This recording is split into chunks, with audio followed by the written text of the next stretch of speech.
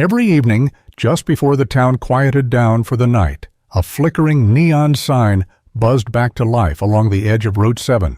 "Mel's Diner, always open," it read, letters partially burned out from years of weather and time. Inside, the smell of old grease and fresh coffee mixed in the air, and the radio played soft country ballads from a speaker that crackled on high notes. At a corner booth near the window, the same sugar packets sat crooked in their holder. The menus were laminated but curling at the edges. The floors were clean, not polished. The light above table 5 buzzed slightly louder than the others. Nothing about the place was special, except maybe Evelyn. She arrived each night before her shift officially began, stepping through the back door with her canvas shoes already soaked from the puddles she didn't bother to avoid. Her coat was olive green, faded at the cuffs, and she wore her hair in a low twist, not for looks, but to keep it out of the way. She didn't clock in right away. First, she made her rounds. She wiped each table twice, not because they were dirty, but because it was habit. Once for cleanliness, and once more for calm. The second wipe was slower, more thoughtful. She straightened every chair, tucked the menus just so, checked the sugar levels, refilled salt shakers. No one noticed, but she did. At the coffee station, she brewed a fresh pot, though the old one was barely touched. She poured the first cup herself, watched the dark liquid rise to that perfect point, not spilling, not stingy. A small detail, but to her, that mattered. She placed the cup on the tray and walked it to a booth where no one waited, set it down, adjusted the spoon beside it. "She always does that," murmured the dishwasher to the new server once, watching from behind the counter. "Sets a table like someone's coming, but they never do." Evelyn heard. She didn't respond. The younger staff often treated her like she was invisible, or worse, outdated. They moved faster, spoke louder, joked in groups she wasn't part of. One even asked if she'd ever considered retirement. She smiled at that, not because it was funny, but because it would have hurt if she let it. Her manager rarely said more than a grunt in passing. He scheduled her for night shifts because older folks like routine. Customers mostly called her ma'am, or waved her over with 2 fingers in the air. Some left change, some didn't. Some forgot her face week to week. No one asked how she was, but every night before she tied her apron, Evelyn reached into her bag and pulled out her wallet. Inside, behind her license and a faded grocery receipt, was a small photograph. She looked at it just once, briefly. It showed a girl, maybe 8 or 9, wrapped in an oversized coat, damp hair clinging to her face, standing barefoot in what looked like a small kitchen. Her eyes were red, like she'd been crying, but she was looking straight at the camera. Evelyn never showed it to anyone, never spoke of it, just looked, pressed it back into the wallet, and tucked it away. Tonight, the wind had picked up. The air had a weight to it, the kind that came before a real storm. On her way in, Evelyn had noticed the clouds gathering, thick, low, gray. Before her shift began, she placed an old wool blanket under the counter, just in case. She didn't say why, but if anyone had asked, she might have said softly, "Sometimes someone needs it." The wind had started to whistle through the cracks in the windows, and the lights flickered once, as if hesitating. The bell above the door jingled sharply, and a group of 4 young adults spilled into the diner like a gust of wind. Their voices were too loud for the late hour, laughter echoing across the empty booths. One of the men slapped the jukebox near the entrance, even though it hadn't worked in years. Evelyn approached with her pad, the corners of her lips lifting faintly. Before she could speak, one of the girls knocked over her glass of water while reaching for the menu. The glass clattered, water spreading quickly across the table, dripping toward the booth's edge. "Oops," the girl said, barely looking up. "Can we get more napkins?" Evelyn said nothing. She set her pad down and grabbed a cloth from her apron pocket. Carefully, she sopped up the spill, moving slowly so the water didn't drip onto the floor. No one thanked her. They just kept talking about some party, some boy, some sale downtown. She wiped the seat where water had splashed, then stepped back without a word. Finally, one of them muttered as she walked away. At the counter, a woman in a navy coat waved her over sharply. Middle-aged, clipped tone, manicured nails tapping against the table. "This coffee's cold," she said, holding the cup like something offensive.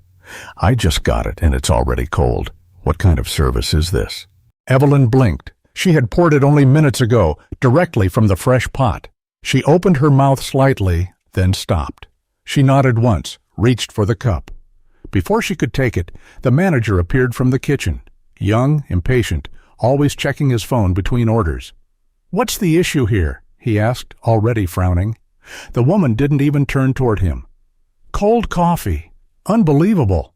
He glanced at Evelyn, then exhaled. "This keeps happening. You're too slow, Evelyn.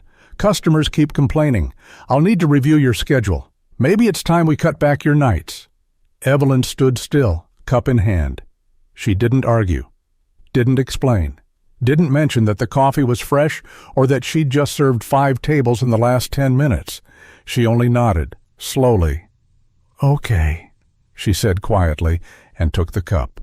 The woman in the coat scoffed and pushed the cup further away. The manager turned and walked back to the kitchen without another word. Evelyn took the cup, dumped it quietly, and brewed a new one. She stood at the counter a moment longer than usual, fingers resting on the edge as if bracing against something unseen. Her hands moved automatically, folding the towel, straightening the lid on the cream jar.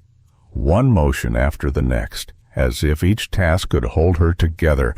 The sound of laughter from the young group bounced off the windows. She didn't sigh, didn't flinch, but her eyes stayed down, fixed on a small water stain spreading across the counter. Not angry, not tearful, just quiet. She didn't speak to anyone after the coffee, just finished her tables, returned her apron, and left. By the time Evelyn's shift ended, the storm had arrived for real. Rain came down in thick, slanted lines, drumming hard against the windows as she clocked out. She pulled her coat tighter and ducked into the parking lot, water soaking her ankles within seconds. Her car sat under the flickering street lamp at the edge of the lot, an old sedan with chipped paint and a cracked taillight. She unlocked the door and opened it quickly, throwing her bag onto the passenger seat. But when she rounded the front, her foot splashed into a puddle deeper than she expected. And then she saw it. The front tire was flat, completely sunken. She didn't curse, didn't throw anything, just stood there a moment, rain clinging to her face, blending into her hair.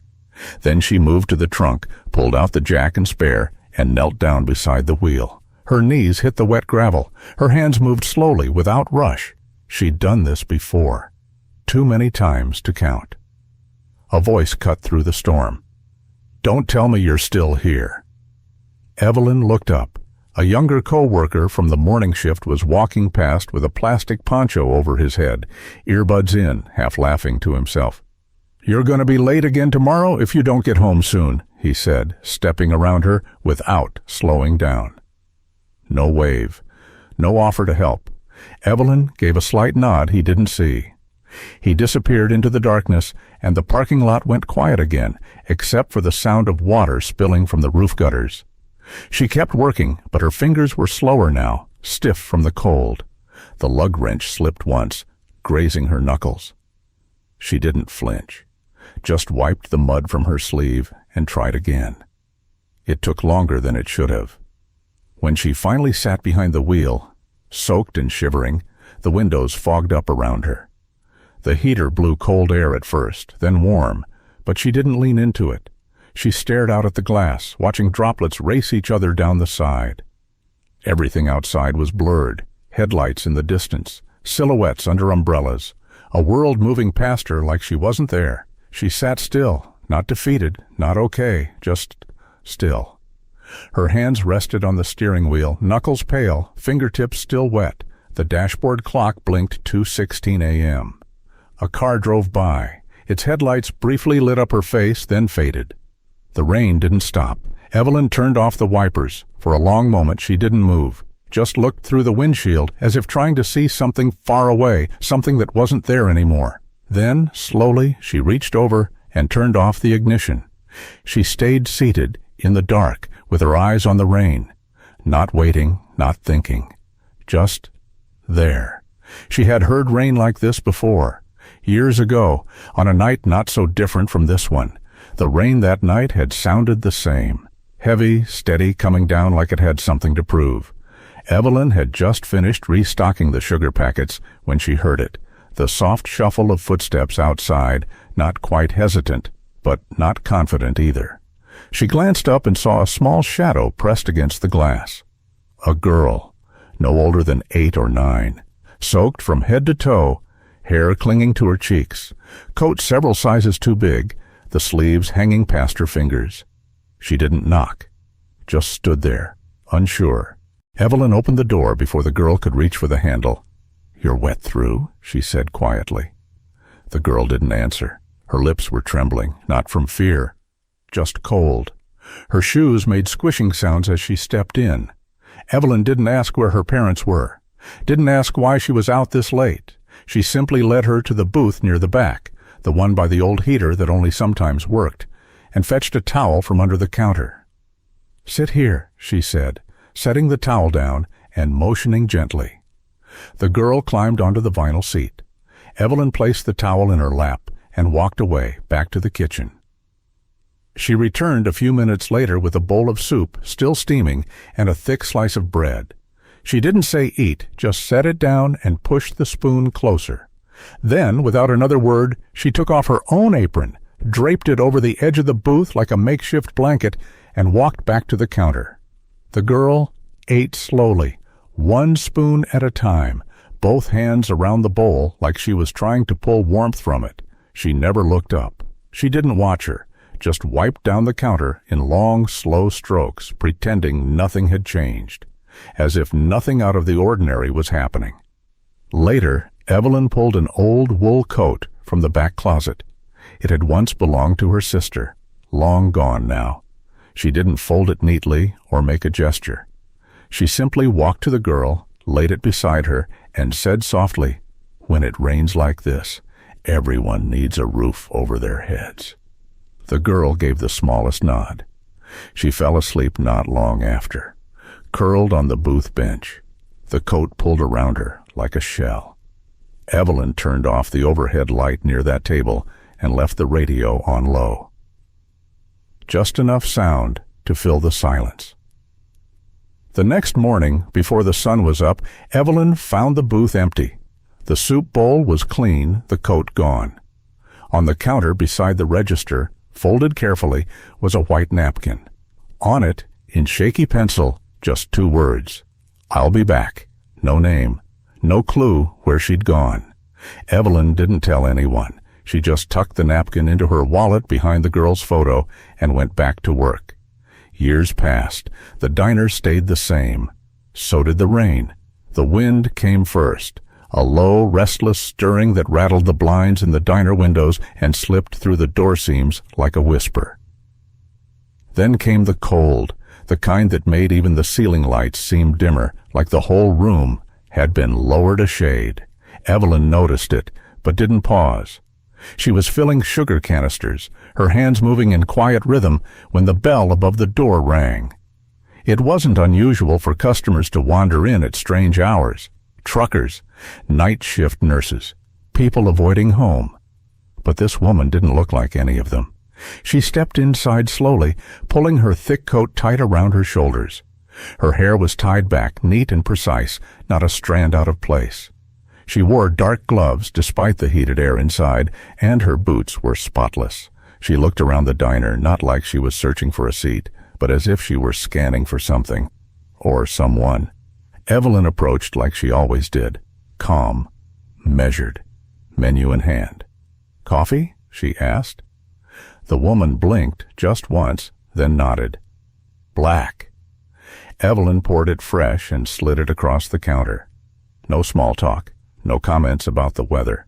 The woman didn't drink right away. She kept glancing at Evelyn, not obviously, not rudely, but enough that anyone watching might feel the air tilt slightly off-center. From the booth across the room, a couple of college kids were eating fries, laughing softly. A man at the counter stirred his tea absently. None of them noticed. But Evelyn did. People had looked at her before, but never like this, like they already knew something she hadn't said out loud. But this was different. The woman finally spoke. "Is there someone here named Evelyn?" Her voice was soft, not hesitant, but careful, like the name itself might slip away if said too harshly. Evelyn froze for half a second. No one used her first name. Most people just called her ma'am or hey waitress. Some regulars thought her name was Margaret or Nancy. She looked up just slightly. "That's me." The woman smiled, not wide, just a quiet lift at the corner of her mouth. "So we have the right person."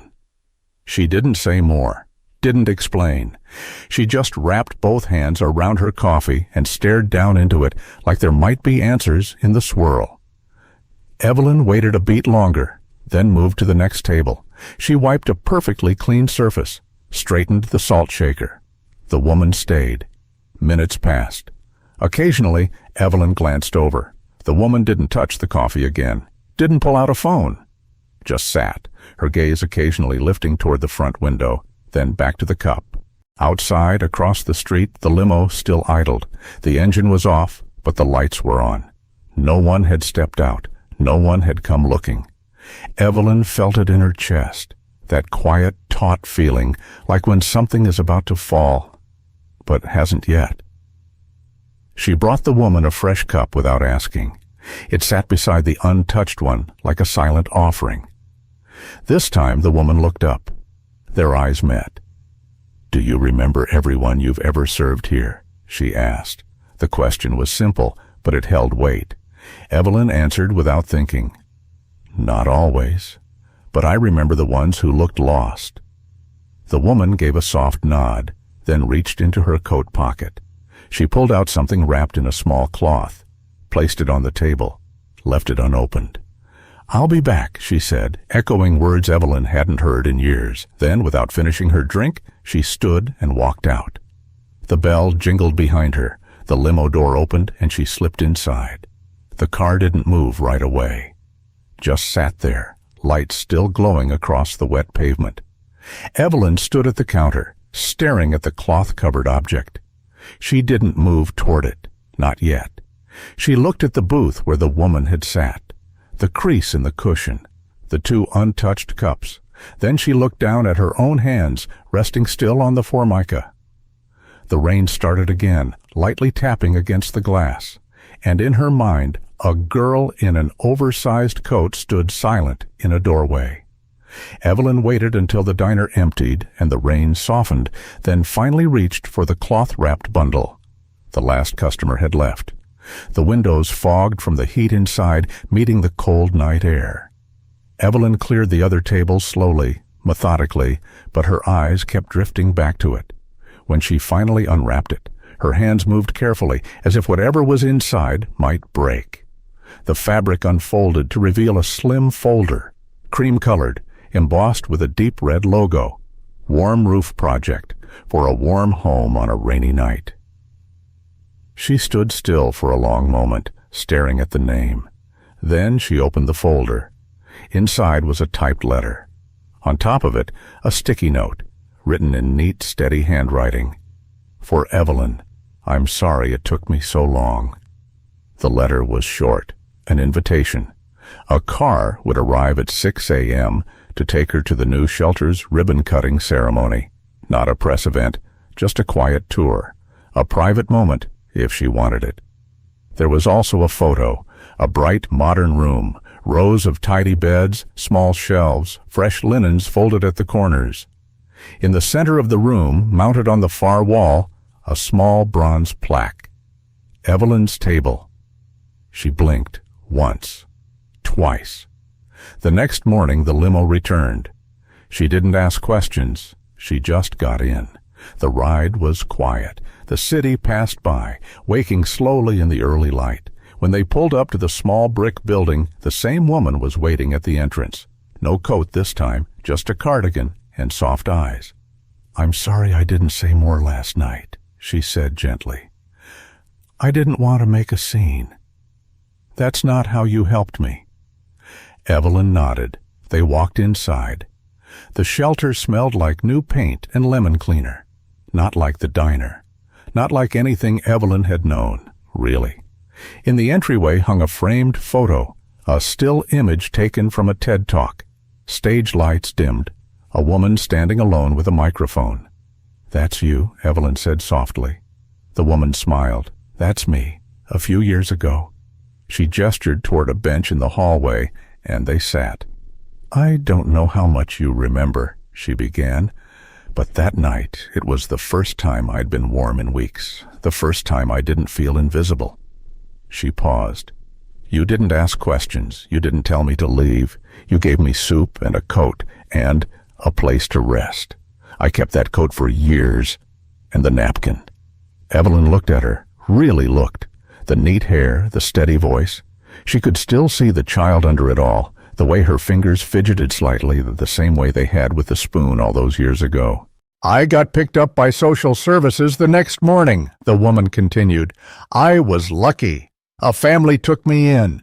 They were kind. I finished school, got a scholarship. I studied nonprofit work.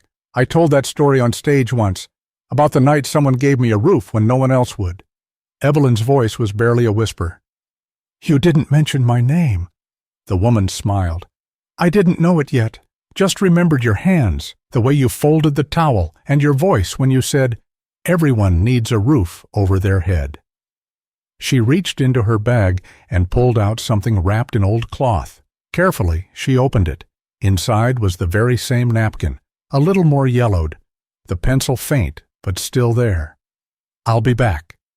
"I meant it," she said. Evelyn blinked fast, then reached out and touched the edge of the napkin, her hand trembling slightly. "I didn't think—" she started, then stopped.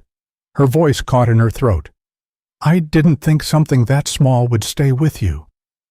The woman shook her head gently. "You gave me one safe night. I built my whole life on top of that." They sat there for a while in the quiet hallway of a new beginning. Outside, the rain had stopped.